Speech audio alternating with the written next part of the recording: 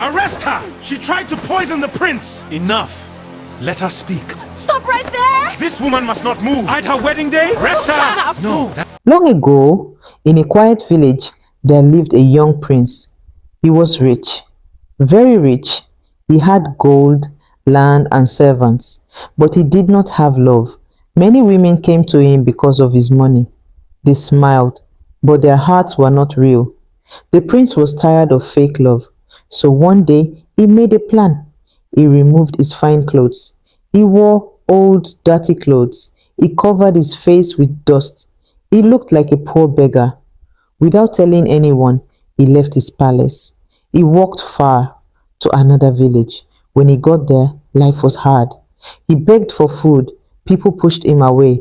Some laughed at him. Some even threw stones. "Go away," they shouted. "You are dirty." At night, he slept outside, hungry, cold, alone. Days passed like this.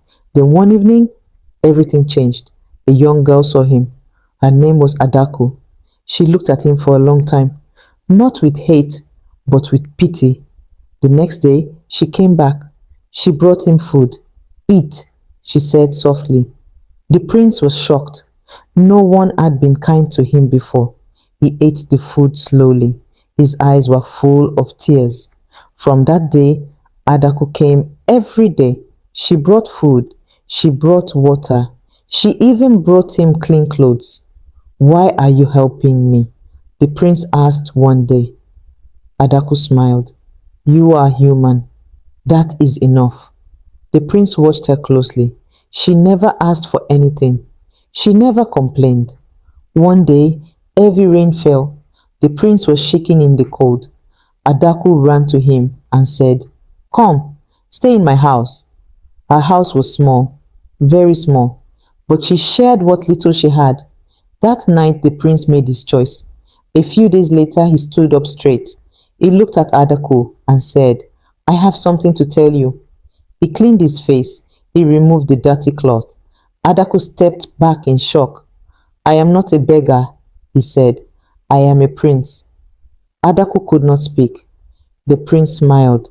"You showed me real kindness. Come with me." He took her to his village. When they arrived, everyone bowed. Adaku was confused. "Welcome, my prince," the people said. Tears filled her eyes. Soon the prince announced their wedding. The whole village celebrated. Music, dancing, joy. Adaku wore a beautiful dress. She looked like a queen. Everything seemed perfect. On the wedding day, just before the vows, the guards suddenly rushed in. They grabbed Adaku. "Arrest her!" they shouted. "She tried to poison the prince." The crowd gasped. Adaku was shaking. "I didn't do anything," she cried. Everyone turned to the prince, but the prince was smiling. Slowly, he stood up. "It's true," he said calmly. The crowd went silent. "I asked them to test her." Adaku froze. The prince continued, "I wanted to know if her kindness was real." He looked into her eyes. "The food she gave me, we tested it." Adaku's heart was beating fast. "And every time," the prince said, "she gave me the best part and kept the worst for herself." The guards released her. The prince stepped closer. "You chose my life over your comfort," he said.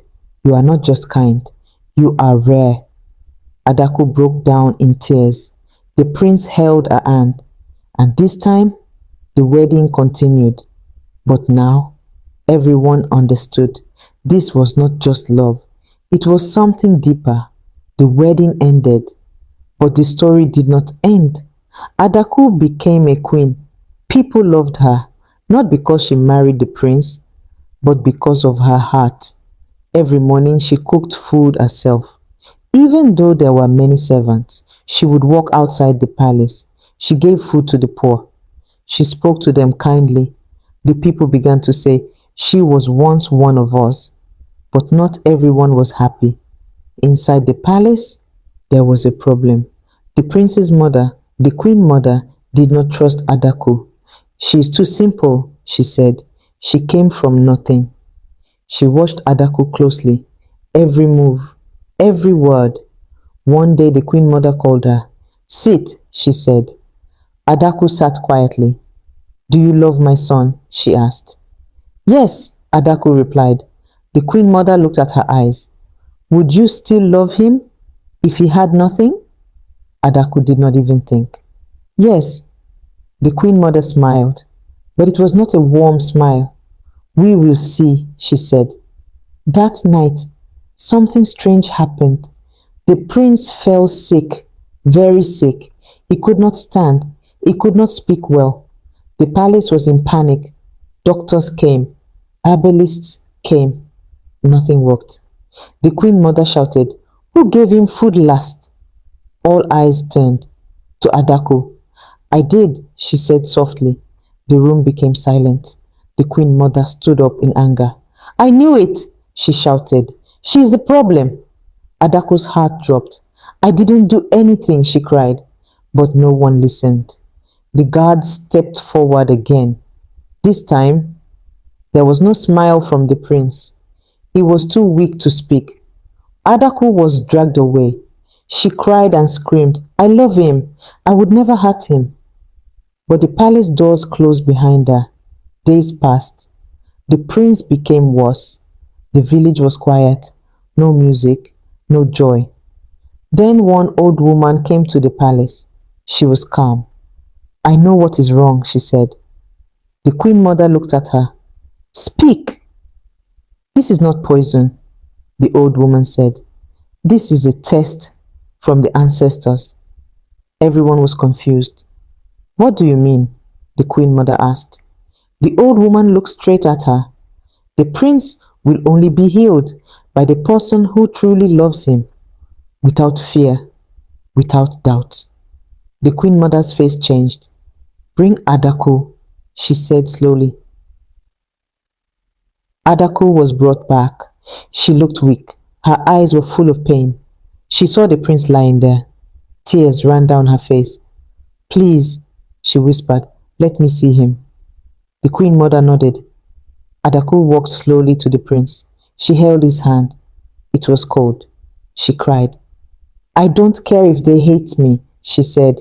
I don't care if I lose everything. Her voice broke. I just want you to live. Then she did something shocking. She took a cup. She drank from the same medicine they feared. Everyone shouted, No! But Adaku didn't stop. If it kills me, it kills me, she said. I will not let him face this alone. The room went silent. Nothing happened. Adaku was still standing. The old woman smiled. Now we know, she said. Suddenly, the prince coughed. Everyone turned. He slowly opened his eyes. Adaku, he whispered. The Queen Mother froze. The prince sat up slowly. He was fine, completely fine. The old woman began to laugh. Then, something strange happened. She changed. Her voice became deeper. I am not just an old woman, she said. I am a messenger of the ancestors. The room shook with fear. She pointed at the Queen Mother. You doubted a pure heart, she said. Then she looked at the prince. You tested love once and learned. Then she looked at Adaku. But you never tested, you just loved. The old woman disappeared, just like that. The Queen Mother fell to her knees. Forgive me, she said to Adaku. Adaku helped her up. I already have, she said. From that day, no one ever doubted her again. Was the prince right to test love? Or should true love never be tested at all? If you enjoyed this story, subscribe for more powerful African folk tales on African Folk Tales by Derek.